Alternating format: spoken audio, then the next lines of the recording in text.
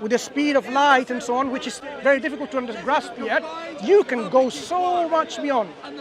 But 500 years ago, 1,000 years ago, that would have been something like absurd. But today, it's no longer an absurd thing. Time traveling is no longer into science fiction. It is something that even scientists are discussing.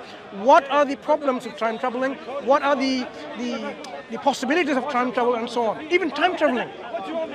Yeah, there's a lot of things that humans can't imagine that we did. Yeah. But the reality is there's a lot of steps to get there, in like logical steps that humans have actually worked towards. But if someone of 2,000 years ago has made this great claim and there's no like lead up to it, why would anyone believe that? But do you at least understand and appreciate that things in the past when these things happened, because we were not there, we cannot just simply judge them and value them with a value judgment saying it never happened, it's just simply absurd, because we don't know the mechanics that things were in place. For example, if, someone just did this and the blind got healed, back then it would be considered to be magic, wouldn't it? Okay, but the difference is there's nothing which says, okay, Mohammed, I got some engineers and they built a really complicated machine that flew. It literally had a horse flew in there. It's very simple. It wasn't a horse, was it?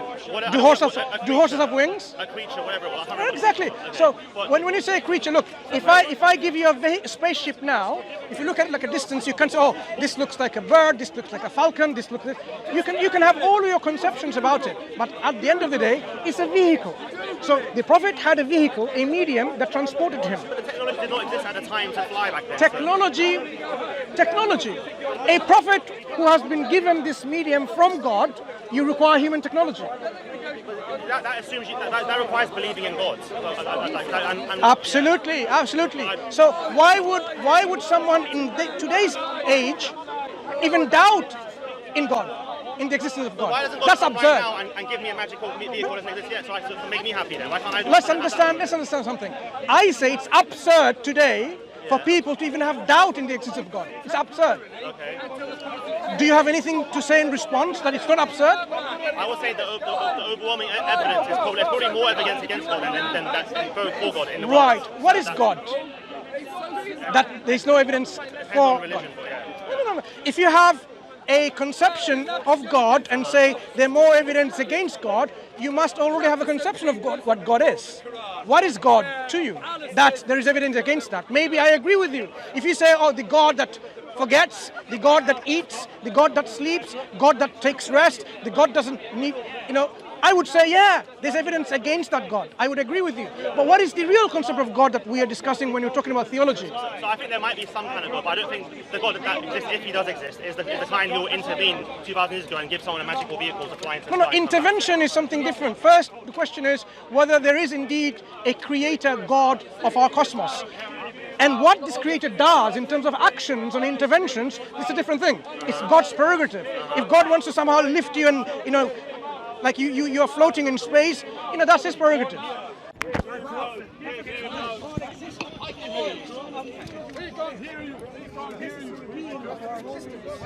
The creator, the originator, the sustainer of this universe. Does that God exist? My answer is I don't know. I'll find out when I die. You see, there's one thing called I don't know, and one thing is I know it doesn't exist, like there's more evidence against it. Do you remember what you just said? He's more likely to not exist, but at the same time he could exist. Okay. So let's do the negative. Why do you say God doesn't exist? What are those? Let me rephrase myself. I think there's a good chance he exists, but only in a very limited form. Like maybe he created the universe, like he did a Big Bang maybe, and that was it, and nothing else after that. So you're saying there is a creator, but this creator is not concerned about this creation. So there's a deistic concept of God in which created and left, and that's it, and to their own peril, to their own destruction, whatever. Why? What gives? If you're bringing something like this, it has to be reasonable. Any proposition that you have, it needs to have some kind of making sense to it. Why would you want to propose a creator who is totally not interested in the creation? Created this creation with all this magnificence, with all this intricacy, with all this complexity and harmony and this precision engineering, and then you're saying he doesn't care about anything about it. He just created and left it there. There's so much that can be explained by science, and there's so much more to be learned that we don't even know but yet. do you realize?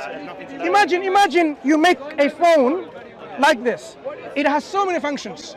It records sound, images, right? Writings. It communicates from people at distance. And someone who made it and just left it there. And that's it. No real function and purpose for it. You would say, why did you spend so much? I'm not saying time and energy and effort, but why did you even bother to make this phone and then just leave it there without being it used for a particular function or a purpose? That's a good argument for why God might exist. No, I'm saying, why would we even think that the Creator is a deist God by creating all this, superb creation, right? And then is totally distant from it. Why? I don't know. Like, I don't have to have an answer. We have to have a reason if you're going to propose to that. Just like. A reason for that could it not just be the fact that because there's many inventors that invent products, technology, that they invent it and then they leave it. No, they don't just invent it for leave it. No, they don't invent it for leave it. There's a reason for the invention, but there's no follow-up on it. No. They don't walk away from it because the inventors may be going to the next project and so on. They've invented it so that this can be used for example, just to answer your question, could it not be a valid reason from what he was saying that God created us and then he moved to his next project? He moved to his next project. He left us. So if God created, okay, what was the purpose of our creation? Let's start answering some of this question before you go into God's next project. So God created us with a purpose or without a purpose? From our perspective, I would personally say there's always a purpose for creation. In God's perspective. But the thing is, then it comes to, how can we talk on God's perspective?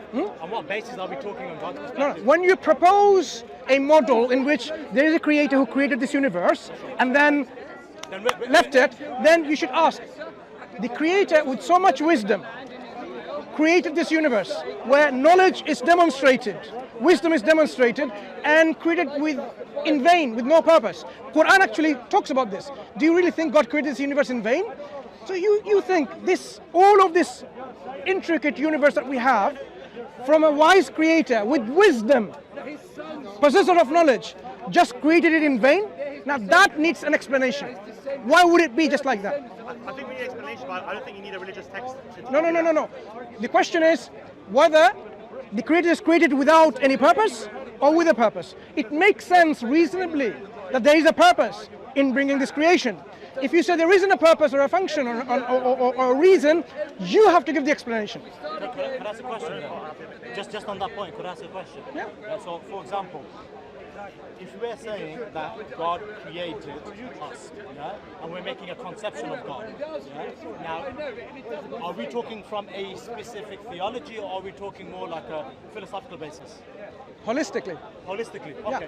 So then if we say that there has to be a utility or function for our creation, then what we're essentially saying is that we're saying that we believe from our understanding and limited knowledge that that's how God is going to also think.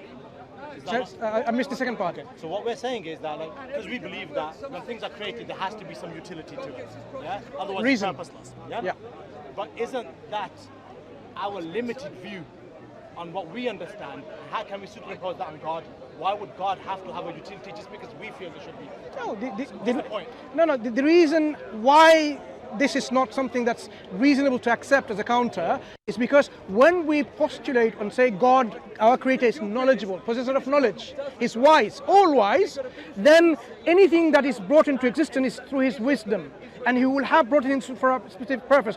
If you are wise, you can just simply do that in vain. It doesn't make any sense because you are proposing that the creator is wise. Wisdom follows a reason.